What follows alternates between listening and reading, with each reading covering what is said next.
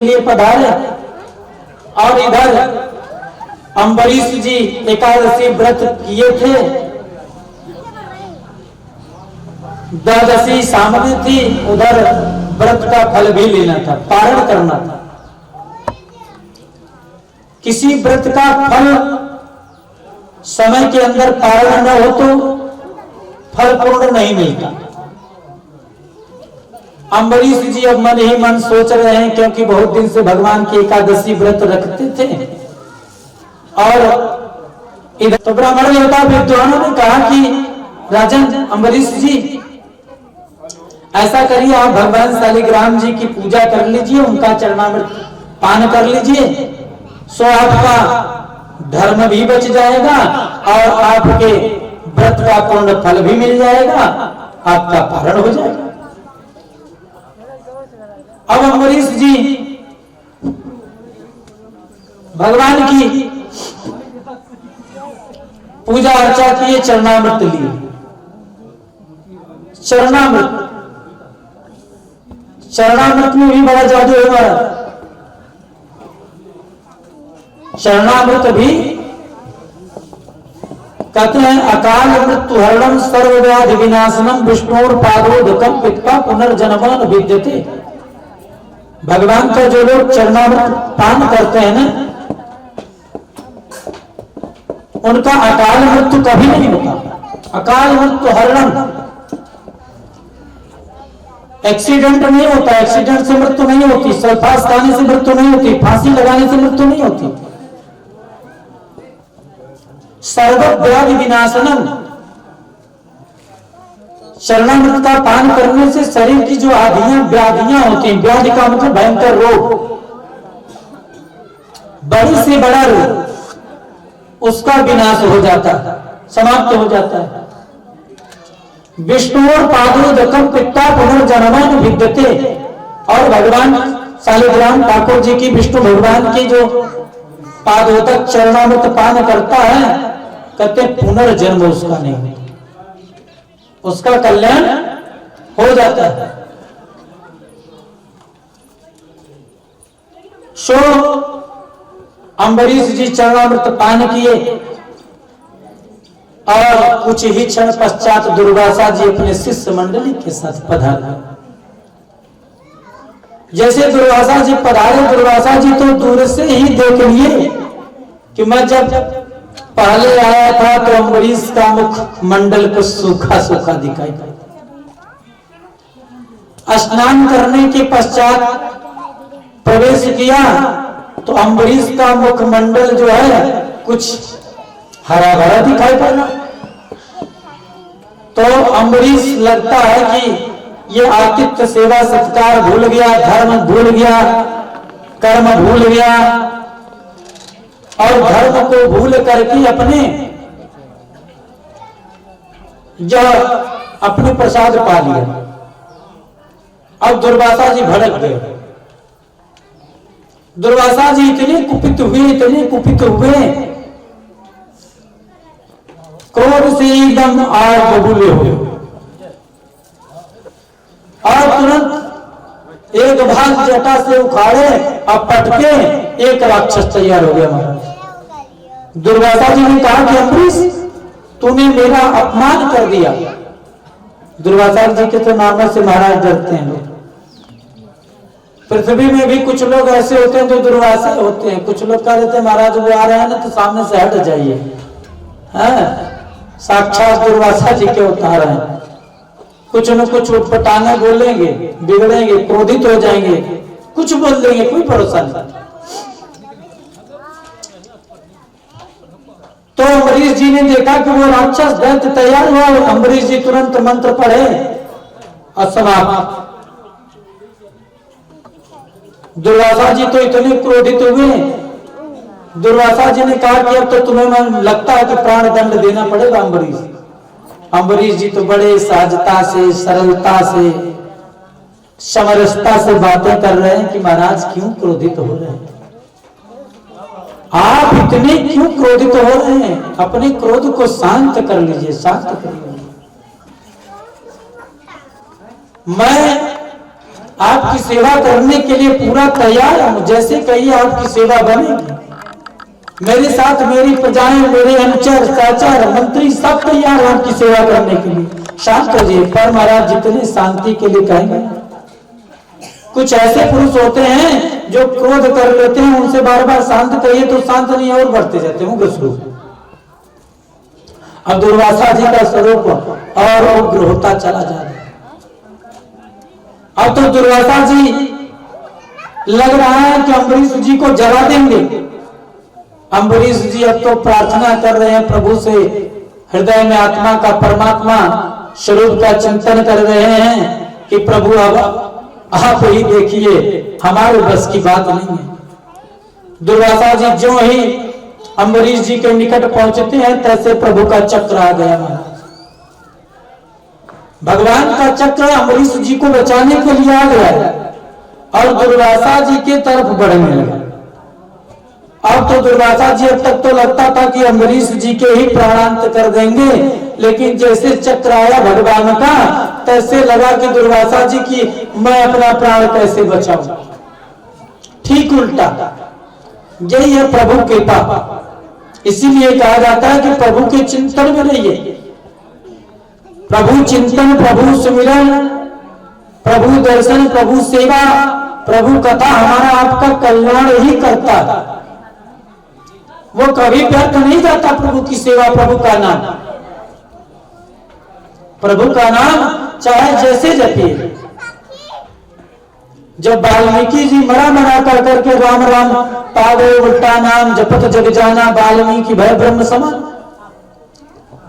तो हमारा आपका तो कल्याण होना निश्चित है, इसमें कोई संशय की बात नहीं। अब अम्बरीश जी के भगवान रक्षा करके स्वयं अपना चक्र बढ़ा दिए। अब दुर्वासा जी भगे, अपना प्राण बचा रहे। दुर्वासा जी भागते भागते दौड़ते दौड़ते पहुंचे वहां ब्रह्मा जी की सभा। त्राहिमाम पाहिमाम, ब्रह्मा जी हमारे प्राण की रक्षा कर दीजिए महाराज। सारी बातें बताएं। ब्रह्मा जी ने पूछा क्या हुआ? अरे महाराज, आपके नाम का डंका तो तीनों लोकों में विख्यात है, ये बताइए कि क्या हुआ? आपको कौन सा कष्ट आन पड़ा? आप तो स्वयं सबको कष्ट में डाल देते हो, आज आप कैसे? ब्रह्मा जी की सभा में दुर्वासा जी ने जाकर के सारी बातों को बताया।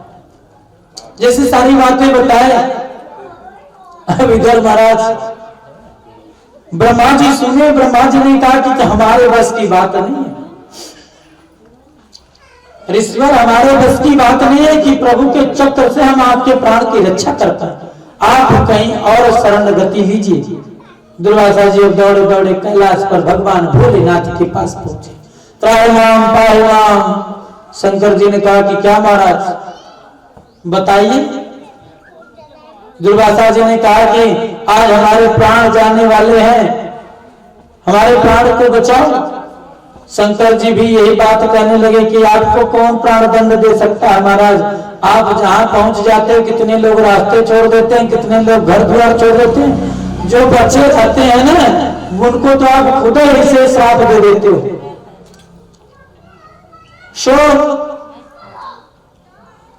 दुर्वासा जी सारी बात बताए। शंकर जी ने कहा तो हमारे बस की बात है, आप जाइए। जिसके अस्त्र शस्त्र से बचाना है हमें, वो तो हमारे भी प्रभु है, हम बचाने वाले हैं। अब आगे बढ़िएगा। इधर दुर्वासा जी पुनः अपना त्राहिमाम पाहिमाम करते हुए भगवान विष्णु लोक को पहुंचे। विष्णु भगवान के पास भगवान से कहते हैं कि प्रभु मेरे प्राणों की रक्षा कीजिए। प्रभु ने कहा कि दुर्वासा ऋषिवर, आपको कौन सता सकता है? अब दुर्वासा जी ने कहा कि प्रभु आप तो सब कुछ जानते हैं और आप ही का अस्त्र शस्त्र मेरे पीछे दौड़ के आ रहा है। मेरा भगते भगते मैं ब्रह्मलोक गया, कैलाश लोक गया, आपके लोक भी आया। प्रभु आप मेरे प्राणों की रक्षा कीजिए। तो भगवान ने कहा कि देखो दुर्वासा, अब मैं जो है मैं तुम्हारी रक्षा नहीं कर सकता। भगवान बताते हैं कि अहम भक्तो पराधीन स्वातंत्र दुजाधीन। भगवान ने कहा कि अब तो मैं भक्तों के अधीन हो चुका हूं। मेरा भक्त स्वतंत्र है, मेरा भक्त ही तुम्हें बचा सकता है ऋषिवर, और मैं बचाने वाला नहीं। जिस मेरे भक्त का आपने तिरस्कार किया वो भक्त ही आपको बचा देगा। अब वहां से भी जब कुछ नहीं मिला तो दौड़े दौड़े दुर्वासा जी पुनः अम्बरीश जी के यहाँ। अम्बरीश जी के यहाँ जो अम्बरीश जी बार बार कह रहे हैं कि ऋषिवर शांत हो जाइए, शांत हो जाइए। दुर्वासा जी उतने भड़क रहे थे महाराज। दुर्वासा जी अब धीरे धीरे शांत होकर के वहां पर पधारे, शांति में ही पधारे। दुर्वासा जी शांति से पधारते हैं। अम्बरीश जी ने कहा कि महाराज ठहर जाइए, आपकी आप सेवा आतिथ्य स्वागत सत्कार हो जाए। जैसे ही दुर्वासा जी शांत हुए, आतिथ्य सेवा सत्कार के लिए आसनारूढ़ हुए, तैसे ही अम्बरीश जी हाथ जोड़ करके प्रार्थना करते हैं कि प्रभु ये अपने चक्र सुदर्शन को आप अपने पास बुला लीजिए। भगवान का चक्र सुदर्शन वापस हुआ और दुर्वासा जी के प्राण बचे।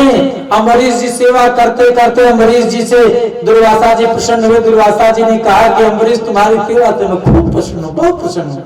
ऐसी सेवा किसी ने कभी नहीं की। बात भी सही था कि ऐसी सेवा किसी ने नहीं किया। ऐसी सेवा की तीनों लोगों को भ्रमण कर लिए, ब्रह्मलोक, शिवलोक, विष्णुलोक, और चक्कर लगा करके आ गए। प्रसन्न हुए, आशीर्वाद देते हुए दुर्वासा जी वहां से पधारे। प्रेम से राजा कृष्णपुर की कथा, हरिश्चंद्र जी की कथा की, जो इतने बड़े सत्य प्रतीक थे कि अपना सब कुछ दान में दे दिए अपने पुत्र के जलाने हेतु, तो सर्व श्मशान घाट में भी उन्होंने कर ले लिया।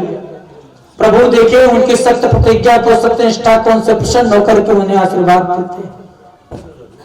राजा हरिश्चंद्र सगर जी के चरित्र को बताते हैं। गंगा जी का अवतरण होता है, जितने सगर के वंशज थे वहां पर पड़े हुए थे, और गंगा जी की प्रार्थना याचना के द्वारा गंगा मैया को पृथ्वी पर लाया जाता है।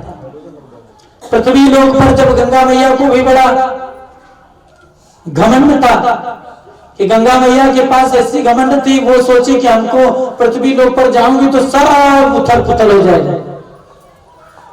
तो जैसे गंगा मैया का अवतरण कराते हैं, भगीरथ जी के द्वारा गंगा मैया आती हैं और शंकर जी के जटा में उनका आविर्भाव किया जाता है। शंकर जी के जटा में ही गोल गोल गोल गोल घूमते घूमते हजारों वर्ष बीत गए। गंगा मैया का जब उद्गम शांत हो गया तो भगीरथ जी शंकर जी से प्रार्थना करते हैं कि प्रभु हमारे जो पितर लोग हैं वहां पर पड़े हुए, उनके उद्धार के लिए इनका अवतरण हुआ है, इनको आप यहाँ से बाहर निकालिए। तो भगवान शंकर जी के जटा से गंगा जी निकली, जिनका नाम जटा शंकरी गंगा पड़ता है। प्रेम से वृंदावन।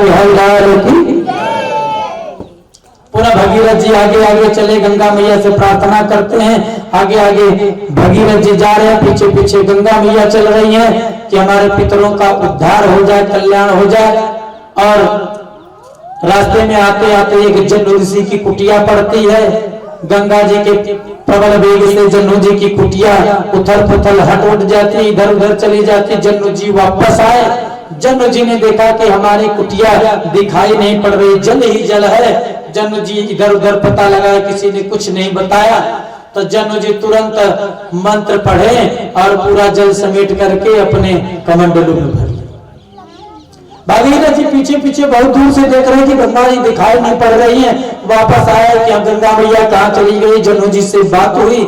जन्नू जी ने कहा कि भैया मेरी कुटिया पता नहीं कहाँ चली गई, पता नहीं चला। इसके वेग में हमने इस जल को अपने कमंडलू में भर दिया। भगीरथ जी भी जान गए कि आज भी पृथ्वी वीरों से खाली नहीं है। इतने बड़े बड़े ऋषि हैं, संत हैं, महात्मा हैं, अमलात्मा है, पुमलात्मा है, जिनका आज भी कंदरा में गुफा में कभी कभी दर्शन मिलता है। तो बड़ी बड़ी आंखें, बड़ी बड़ी पलकें, उनके इतनी जटा है कि शरीर सब ढके रहते हैं जटाओं से। पुनः प्रार्थना याचना करने पर जन ऋषि उस गंगा जी का अवतरण प्राप्त कराते हैं। पुनः गंगा जी का एक नाम और पड़ जाता है जाह्नवी। प्रेम से बोलिए जाह्नवी गंगा मैया की। आगे बढ़े, भगीरथ जी के साथ जाकर के पितरों का उद्धार करते हैं और भगवान श्री रामचंद्र जी की लीलाओं का वर्णन करते हैं सुखदेव जी परीक्षित जी से। रामचंद्र जी के वंशज का वर्णन करते हैं। आदौ राम तपो बनादि गमनम भक्ता मगन कांचन वैदेही हरणम जटायु मरणम सुग्रीव संभाषण। कहते भगवान रामचंद्र जी का वर्णन करते हैं कि रामचंद्र जी कैसे किस प्रकार से तपस्या करने के लिए वन में जाते हैं ऋषिवर के साथ। हिरण सोने का मृग, जो कि प्रभु श्री रामचंद्र जी भी जानते हैं कि सोने का मृग होता नहीं है। अगर सोने का मृग है तो उसमें प्राण संचार नहीं है, तो भी उस मृग के पीछे जटायु का हरण हुआ, सुग्रीव से मित्रता हुई, सीता जी का हरण हुआ, जटायु का मरण हुआ, सुग्रीव से मित्रता हुई, सुग्रीव जी के द्वारा पता लगाया गया, धीरे धीरे लंका पर विजय प्राप्त किए, सीता जी मिली, लंका विध्वंस हो। इस प्रकार श्री रामचंद्र जी की लीलाओं को भी बताते हैं 9 स्कंद में सुखदेव जी महाराज परीक्षित जी से। क्योंकि भगवान राम जी की कथा, राम की कथा हमें आपको जीना सिखाती है कि मनुष्य जीवन में आने के बाद हमको आपको किसके साथ कैसा व्यवहार करना चाहिए, किसके साथ कैसे रहना चाहिए, हमारा धर्म क्या है, हमको कैसे कैसे जी करके और इस पृथ्वी लोक पर रह करके रहना चाहिए। राम कथा जीना सिखाती है और ये कृष्ण कथा, भागवत कथा हमको आपको मरना सिखाती है। जीना और मरना दो ही है, जीना राम कथा, मरना कृष्ण कथा। कैसे मरा जाता है, धराधाम को छोड़ के जाया जाता है, वो कन्हैया की कथा बताती है सुखदेव जी परीक्षित जी से। कृष्ण कन्हैया के वंश का वर्णन किए 9 स्कंद में। जैसे ही वंश का वर्णन करके विश्राम लेते हैं, तैसे ही परीक्षित जी ने पूछ दिया। परीक्षित जी ने कहा कि महाराज, आपने सूर्यवंश चंद्रवंश का बड़ा वर्णन किया। चंद्रवंश जब आया उसमें चंद्रवंश में आपने वंश को वंशावली तो बताया, पर राम कथा बड़े विस्तार से बताए। लेकिन जब हमारे प्रभु भगवान श्री कृष्ण कथा की बात आए तो आपने बहुत जल्दी कर दी।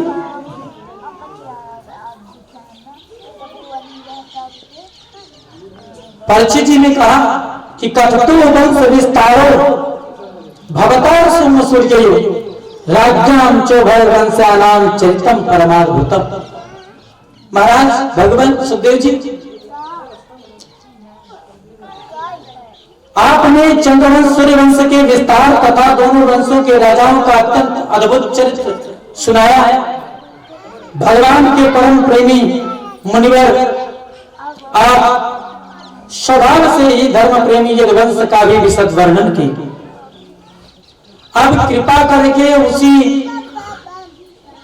वंश में अपने अंश श्री बलराम जी के साथ अवतरण हुए भगवान श्री कृष्ण कन्हैया के पवित्र चरित्र भी आप हमें स्मरण कराइए। निमित्त तड़कई रूप गियो माना भवो सदा स्रोत मनोभिरामा कर उत्तम श्लोक गुणानुवादा पुमान विरज्येत बिना पशुना। कहते हैं भगवान श्री कृष्ण कन्हैया समस्त प्राणियों के जीवन दाता और सर्वात्मा है। सबकी आत्मा में परमात्मा रूप से बसने वाला। उन्होंने निर्वंश में अवतार लेकर के जो जो लीलाएं की उनका विस्तार से हम लोगों को श्रवण कराएंगे, क्योंकि भगवान श्री कृष्ण कन्हैया की कथा कोई ऐसा आत्मघाती ही होगा कि जो भगवान कृष्ण कन्हैया के कथा से प्रेम नहीं करे। बाकी जितने हैं वो सब भगवान कन्हैया की कथा से बड़ा प्रेम है, बड़ा लगाव है। कहते हैं जिस समय कौरव पांडवों का युद्ध हुआ, कौरवों की इतनी बड़ी विशाल सेना जो समुद्र की भांति दिखाई पड़ रही थी, वो समुद्र जैसे समुद्र को लागना कठिन होता है, कौरवों की सेना को पराजय करना कठिन, ऐसे कौरवों की सेना को हमारे पितामह युधिष्ठिर, अर्जुन इत्यादि आपकी कृपा से जैसे तिमिंगिल टिड्डे जो है अग्नि के पास आकर के स्वयं जल करके राख हो जाते हैं, जैसे कोई बच्चा बछड़े के खुर के बराबर का गड्ढा अपने आप पार कर जाता है सहजता से, सरलता से, हमारे स्वनाम धन पितामह आपके नाम का, आपके साथ का, आपके कृपा का सहारा लेकर के ऐसे ही इतनी बड़ी कौरवों की सैन्य सेना का संहार करते हैं। और इतना ही नहीं महाराज, ये जो मेरा शरीर है, ये मेरा जो शरीर है, जब मैं मां के गर्भ में था और अश्वत्थामा के द्वारा ब्रह्मास्त्र चलाया गया, उस ब्रह्मास्त्र से भी वही परमात्मा भगवान कृष्ण कन्हैया ने मेरे प्राणों की ही रक्षा की। और महाराज भगवान के ऐसे अनंत कथाओं को आप श्रवण कराइए। रोहिण्यास तनय प्रोक्तो राम शंकर समस्त था देवक्या गर्भ संबंध कुतु देहांतरंग बिना। परीक्षित जी ने कहा रोहिण्यास तनय प्रोक्तो राम शंकर समस्त था कि भगवान आपने अभी अभी बताया था कि बलराम जी रोहिणी के पुत्र थे, इसके बाद देवकी के पुत्रों में भी आपने उनकी गणना की। पुत्र एक माता दो, कैसे संभव? हमारे समझ में बात आती नहीं महाराज, ये सब हमें विस्तार से बताइए। व्रजे वसन किम करोन मद वर्याम च केशव भ्रातरम चावधीत कंसम मातुर धातदाधनम। और भगवान ब्रज में कितने वर्ष तक वास किए, कौन कौन सी लीलाएं की, और मैंने मरे हुए सर्प को ऋषिवर के गले में डालने का अत्याचार, अनाचार, दुराचार किया था, वह प्यास भी मुझे नहीं लग रही है। क्यों? जो विमंतम तम मुखान भोजन अच्युतम हरिकथा मृतम, जो आपके मुखारविंद से अच्युत भगवान की अमृतमयी कथा का रसपान कर रहा हूं, मुझे भूख की बात तो छोड़ दीजिए, वो प्यास भी तनिक भी सता। आप बताइए, भगवान की सब कृष्ण कथाओं को श्रवण कराइए। मैं बड़े प्रेम से भगवान की अमृतमयी कथा का रसपान कर रहा हूं। श्रुतवाच एवं निशम्य भृगुनंदन साभिवादम व्यास केश भगवान विष्णुराम तत्व कृष्ण चरितम कलिकल सघनम तुम्हारे भागवत प्रधान। सूत जी ने कहा कि सनकादिक ऋषियों, भगवान के प्रेमियों में अग्रगण एवं सर्वज्ञ, सब कुछ जानने वाले, सबसे आगे रहने वाले श्री सुखदेव जी महाराज परीक्षित जी का ऐसा समीचीन सुंदर प्रश्न सुन करके उनका अभिनंदन किया, साधुवाद दिया और भगवान श्री कृष्ण कन्हैया की उन लीलाओं का वर्णन प्रारंभ किया जो समस्त कलिमलों को, कलयुग के जितनी भी गंदगियां हैं उनको हमेशा के लिए धो बहा देती है, समाप्त कर देती है, कलिमल दूर हो जाता है। मानस में तुलसीदास जी ने कहा कि कलियुग केवल नाम अघारा, सुमिल सुमिल उतरे पारा। वही बात व्यास जी ने श्रीमद् भागवत महापुराण में बताई कि यद धर्मनाथ तपसा न योगे न समाधिना तब परम लभते संगत कलु के सब कीर्तना। जो फल सतयुग व्यापार होता युगों में योग समाधि तपस्या के द्वारा नहीं मिलता था, बहुत दिनों पर मिलता था, प्राप्त होता था, वह फल कलयुग में कलु केशव कीर्तनाथ, केशव के नाम का, राम के नाम का, गोविंद के नाम का कीर्तन करने से मिल जाता है। इसलिए श्री सुखदेव जी पुनः भगवान की कथा प्रारंभ करते हैं। श्री सुखवार संगम सत्यम वसुदेव कथा जानते सुखदेव जी ने कहा कि प्रिय परीक्षित, तुमने जो कुछ निश्चय किया है वह बहुत ही सुंदर है, आदरणीय है, क्योंकि सबके हृदय आराध्य भगवान श्री कृष्ण कन्हैया की लीला कथा श्रवण करने में तुम्हें सहज और सुदूर प्रेम हो गया भगवान की कथा से। भगवान श्री कृष्ण कन्हैया की कथा के संबंध में प्रश्न करने से प्रश्नकर्ता और श्रोता वक्ता तीनों पवित्र हो जाते हैं। वासुदेव कथा कृष्ण पुरुषान स्त्री पुनाते ही बप्पारम पिच्छकं तत्पाद सलिलम था। जैसे गंगा जी का जल सबको पवित्र कर देता है। आज तो महान पर्व था मकर संक्रांति। इस संक्रांति में बहुत से लोग गंगा जी स्नान किए, बहुत से लोग सोन स्नान किए, बहुत से ऐसे भी भक्त हैं जो घरे में गंगा जी का नाम लेकर के स्नान करेंगे। हमारा शास्त्र कहता है कि गंगा गंगे तो योग या योजना नाम सतर्क मोच्यते सर्व पापेभ्यो विष्णु लोकम स गच्छति। जो भी भगवान के भक्त गंगा मैया पर स्नान करता, ब्रह्म मुहूर्त में स्नान करने की भी कई विधाएं हैं। समय भी बहुत अल्प है, थोड़ा है, क्या करें। गृहस्थ आश्रम भी है, कुछ लोगों को ठंडी लगेगी, कुछ लोगों को जाने की होगी, कुछ लोग मन में सोचेंगे कि शरीर यहाँ रहेगा, कथा में भी नहीं रहेगा, जाना।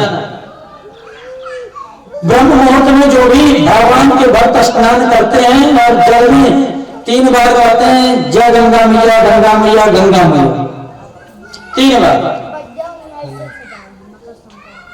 गंगा गंगे तो योग योजना नाम 100 योजन दूर से आप गंगा मैया, गंगा मैया, गंगा मैया कहेंगे तो उस जल में गंगा मैया का आविर्भाव हो जाता है।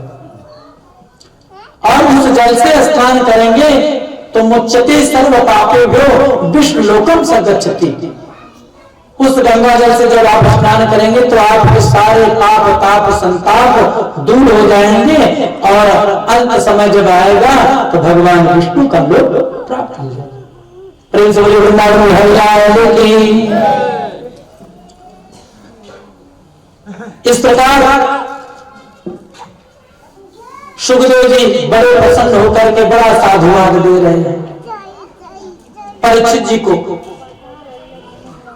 वासुदेवा करानंता सहस्त्र वदना सुरा अग्रतो भविता देवो हरे प्रेच कृपया। और जो उन्होंने पूछा कि शेष जी जो भगवान की कला होने के कारण अनंत हैं, जिनके शास्त्रों में कहा है उनसे पहले उनके बड़े भाई के रूप में अवतार ग्रहण करें। भगवान की वह आश्चर्य सारिणी योग माया भी जिस माया से हम आप सम्मोहित हैं, वह योग माया कौन है? वो भगवान की दासी। माया सम्मोहितम जगत, सारे संसार को माया से सम्मोहित कर रखने वाली वह भगवान की दासी। माया माया कहते हैं कि वो ऐश्वर्यशाली योग माया भी जिसने सारे जगत को मोहित कर रखा है, उनकी आज्ञा से उनकी लीला के कार्य संपन्न करने के लिए अंश रूप से अवतार ग्रहण करें। श्री शुकवाच इत्यादिस्यामर्गणान् प्रजापतिर्विभो आस्वास च बहिर्गिरिभिः स्वधाम परमं जयम्।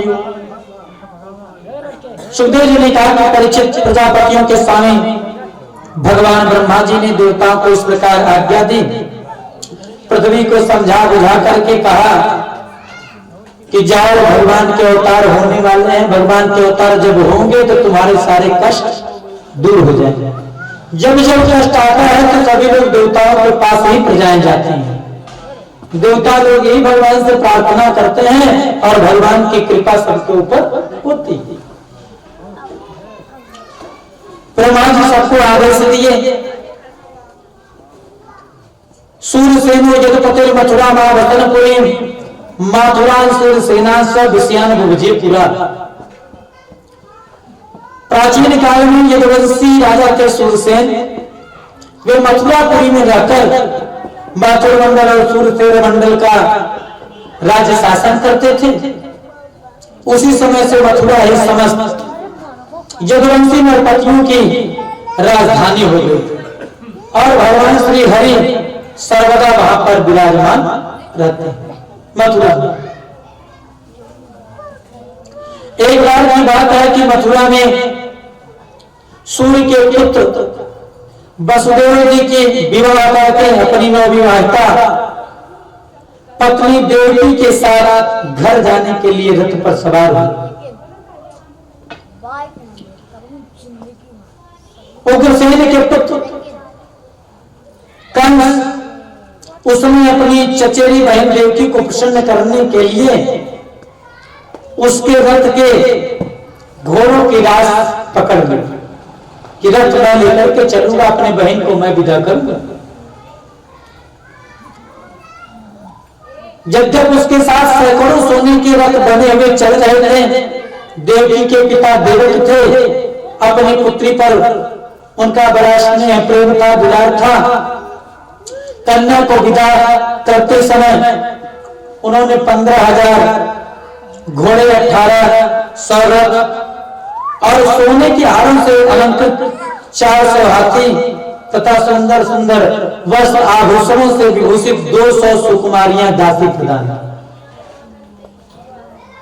शंख तुरही मृदंग वाद्य इत्यादि बाजे बजने लगे। विदाई के समय सब लोग मंगल गीत गाने लगे और पथिप्रहितं कंसम आभास्याः शरीरवान् अस्यास्ताम अष्टमो गर्भो हत्ता ज्ञान बहसे बुधर। जैसे ही कहा रहा था वो कंस, तैसे ही आकाशवाणी होती है कि रे मूर्ख कंस, जिसको रथ में लेकर के तू जा रहा है, जिसका विदा कर रहा है, उसके 8वें गर्भ की संतान तेरा काल बने। जैसे ही आकाशवाणी हुई, इक्तुक्ता सा फला पापो भोजा नाम कुलपांसन। भोजवंश के कुल का सबसे बड़ा पापी था कंस, कुल कलंकित था कंस। वो भंगिनी महंत महाराजा खड्ग पानी कचे ग्रहित, जैसे आकाशवाणी तुरंत तलवार मान से खींचा, चोटी पकड़ के मारने के लिए तैयार हो। जैसे मारने के लिए तैयार होता है, तुरंत वसुदेव जी बोल पड़े, क्या आप इतने बड़े वीर राजा, आपके नाम का डंका पूरे राज्य में बजता है। महाराज, इतने बड़े वीर सूरवीर राजा महाराजा, आपकी इतनी प्रतिष्ठा है, आपको यह शोभा नहीं देता। अभी अभी देवकी के शरीर पे जो मंगल वस्त्र है, मंगल चिन्ह है, ये भी नहीं उतरे। आपकी ये छोटी बहन है, आपकी कन्या के समान है, आप इसे कैसे मार सकते हो? रही बात काल की, तो काल जब आएगा तो देखा जाएगा। बड़ी बड़ी नीति, सार नीति, भेद नीति के द्वारा समझाए बसते।